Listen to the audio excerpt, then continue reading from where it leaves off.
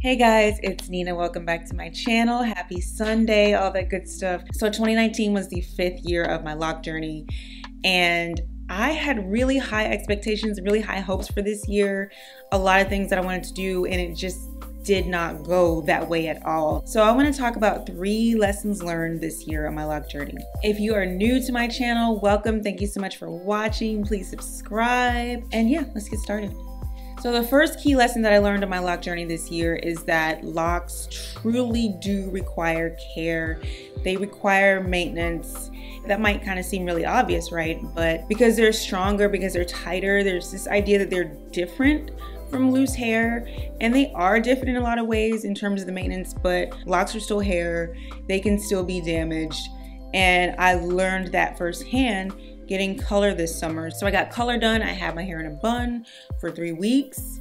And when I took the bun down, I saw that I had just lost so much hair from the ends. And 6 months later, I'm still losing hair. So a lot of my ends have just gotten so soft, just so like, this one is pretty much about to break. See this right here? This has just been, these poor ends have just been falling off for 6 months. I had never gotten my locks lifted before, so I just didn't do what I needed to do. And I've talked about this in other videos before. If you're getting color, please, please, please, please, please take care of your locks. Please make sure they're conditioned. Please do not lift your locks and then leave them in a style for weeks. It's just a recipe for disaster for your hair. All right, so lesson number 2 that I've learned this year is that your journey, the lock journey, is not always a straight path to where you want to be. When I started out 2014, I would basically project every few months how long my locks would get. I predicted or projected by year 5, my locks would be pretty much like here, I guess, like right above the boob or whatever. And they would have been there, but because of the damage that I experienced, I lost probably like 4 inches off my total weight line. Growth is not a straight path. Just because you've had your locks for X amount of time does not mean they're going to be X length. And there are many factors that go into it. Damage is a key one. Like, yes, my locks have grown a lot this year, but because I've had the damage, I've had to cut them. So I'm not exactly where I might have been in that projection that I had 5 years ago. But yeah, the lesson was just like, don't get so caught up in length. Because I had length, but then it was basically falling out. There were lots of weak spots in my locks, so it really just ended up not being worth it to try to keep that length, and it looks like scraggly and crazy. Even now, there's still some more trimming that I can do to just get rid of this deadness going on at the ends. But yeah, I've just had to accept that irregularities and detours are part of the journey, and they might be part of your journey as well. I really hope that you don't have to deal with the color damage that I've dealt with in your journey. Just don't be surprised if it's not where your hair is just completely growing. You might have something that slows you down. It could be damage, it could be genetics, it could be health reasons, it could be a bunch of different things. So just cut yourself some slack on the journey, basically. And the last lesson that I've learned this year in my lock journey is that I am enough and that my hair is enough.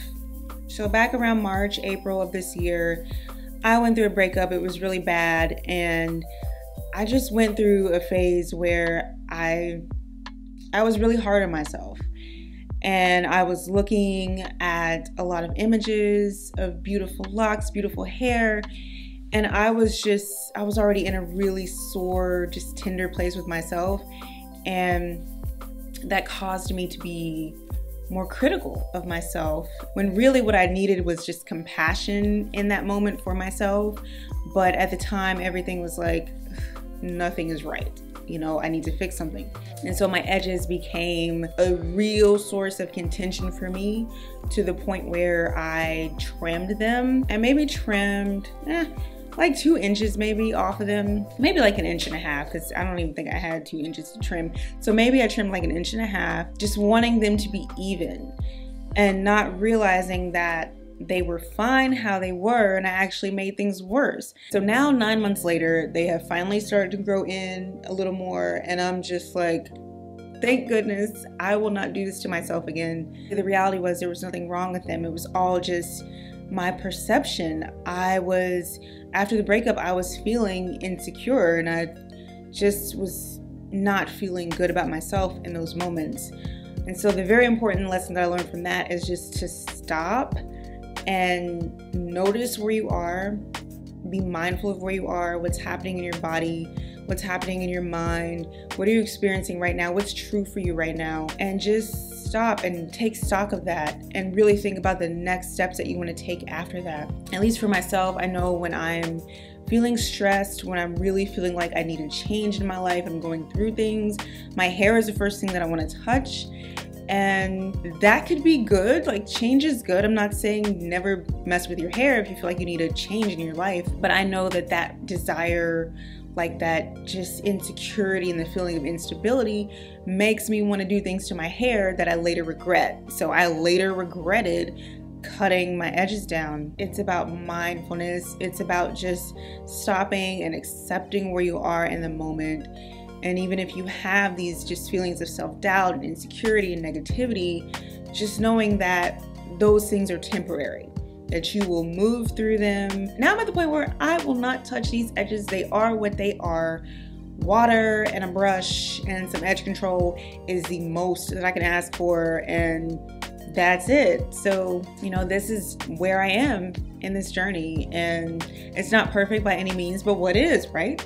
I don't want to let my hair be a casualty of my emotions anymore. Just going through this experience and the process with my edges and all that, it really made me say, you know what? I'm grateful for what I have.